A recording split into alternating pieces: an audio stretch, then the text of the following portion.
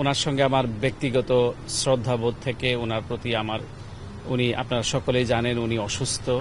তো আমি যেহেতু বাংলাদেশে এসেছি এবং চলে যাব দুদিন পরে, আমি মনে করলাম যে ওনাকে একটু ফিজিক্যালি আমি দেখে যাই এবং সেই হিসেবে উনি অসুস্থ অবস্থায়ও আমি একসময় ওনার সঙ্গে কাজ করেছি। আমি মনে করি যে দেশের নির্বাচিত প্রধানমন্ত্রী উনি যখন ছিলেন, সেই নির্বাচিত প্রধানমন্ত্রী হিসেবে যখন তিনি দায়িত্বে ছিলেন, তার প্রেস উইংয়ে আমার কাজ করার সুযোগ হয়েছে এবং ব্যক্তিগতভাবে আমি ওনার স্নেহধন্য।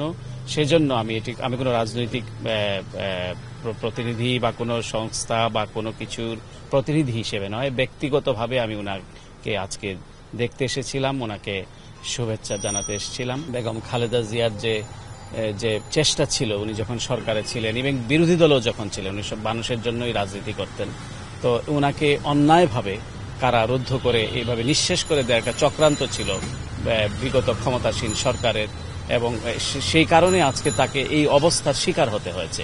আপনারা জানেন স্টেট ডিপার্টমেন্টের রিপোর্টে, সর্বশেষ রিপোর্টে বলা হয়েছে যে বেগম খালেদা জিয়াকে যে তার বিরুদ্ধে যে রায়, সেটি হচ্ছে to remove her from the political process, অর্থাৎ রাজনীতি থেকে দূরে সরিয়ে রাখার জন্য তাকে চক্রান্ত করে সাজা দেওয়া হয়েছে বলে স্টেট ডিপার্টমেন্ট তাদের সর্বশেষ মানবাধিকার রিপোর্টে বলেছে যুক্তরাষ্ট্রের।